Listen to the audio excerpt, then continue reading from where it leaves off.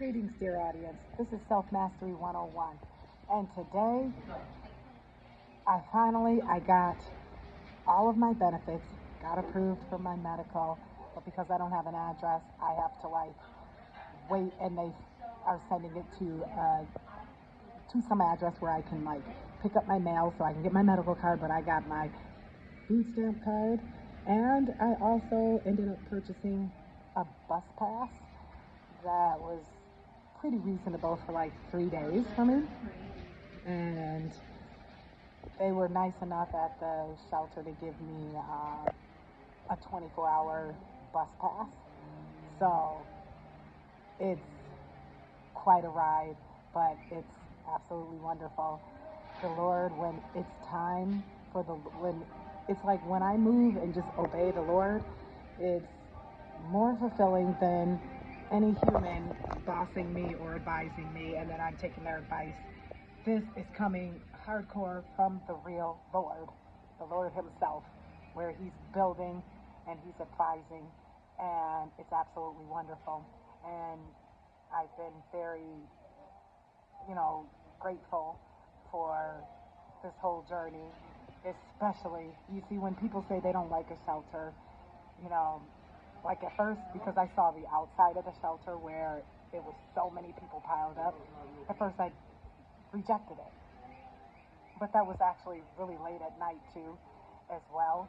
And they do have a curfew, and then they lock up, but they are 24 hours.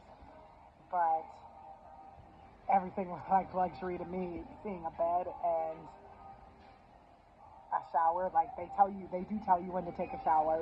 They call your number. It's just like prison, like in the movies, when they say, my number is 42. So they were 42, 42. And I was okay, they keep calling that number. And then finally they looked at me and they're 42, it's time for you to take your shower. So I just have to learn all of the lingo. It is literally like prison. And once you turn in your towel after taking a shower, they will give you clean sheets and a blanket in exchange. So there's no stealing towels or anything. You'll get all that, and then you'll get all that stuff back. And then in the morning, you throw your towels in the towel section. Not towels, sorry. You throw your blankets in the blanket section and your sheets in another section. So, and they make you leave. It's 6:30, where it's 6:30 in the morning. They make you leave by 7 a.m. in the morning, and that's pretty cool. And then it was easy peasy going to the welfare office. And actually, when I asked about the government phone, because I said, I know it's a free phone, people have been telling me about the government phone, it was outside of the office. So I went to two different people. One person didn't have anybody in mind. I was like, oh yeah, let me go over there. And then when they said, oh, we only give SIM cards, we don't give the free phone. The phone is $40 if you want a phone. And I was like, man, he gave me the SIM card. And so I said, okay, let me see what I can do. But then I just kept being guided, because it's I couldn't even open my phone to put a SIM card in. So I was like, you know what? I'm going to be patient, and I'm going to ask this gentleman here. I kind of, everybody was kind of standing around. It really wasn't a straight line. So I was able to ask, hey, do you have phones? And he said, yes. And I said, and the phones are free? He said, yes. And there were people in line were helping me with my phone. It was amazing how the Lord sent. It didn't matter. He sent wonderful people, even the people in line. I was chatting with them, but they were helping me with my cell phone and kind of giving me the 411 about SIM cards and getting a bus pass, things like that. And so then once I got up there, and the man kept saying, your email address isn't working. I gave him a different address and it worked. He activated my phone, and there were some people that got like there was somebody that got denied, and I kind of felt bad because the person helped me and they got denied a cell phone. And then it was so interesting how the Lord is just in time.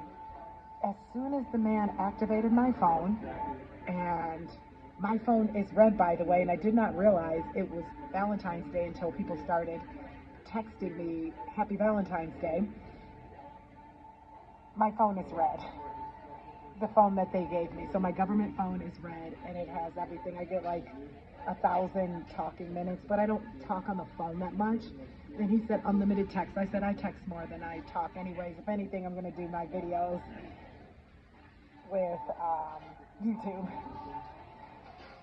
Right after he gave me my phone, he activated it, and there were other people who started walking up.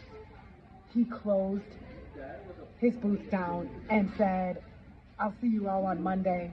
If you want my cell phone number to get in touch with me, you can, but I'm closing. And people were like, what?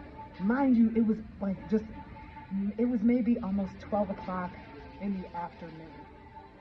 And it was almost like the Lord told him, you're waiting for this one person to come. And after the person comes, you can close up shop. That's literally what he did as soon as he helped me. And he had all these people earlier, and I was kind of just wandering and trying to figure things out.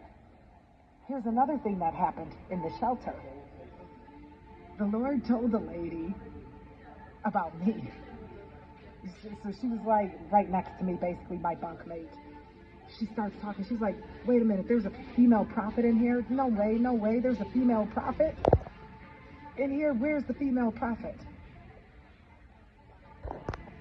And he was talking about me because of how I can see, but right now I'm constructing my life based off of the Lord. There's nothing in the world that the Lord cannot attain. He's the creator. So I'm going to give you all updates. Love you all. Many blessings. Thank you for tuning in. Have a great one and have a blessed one.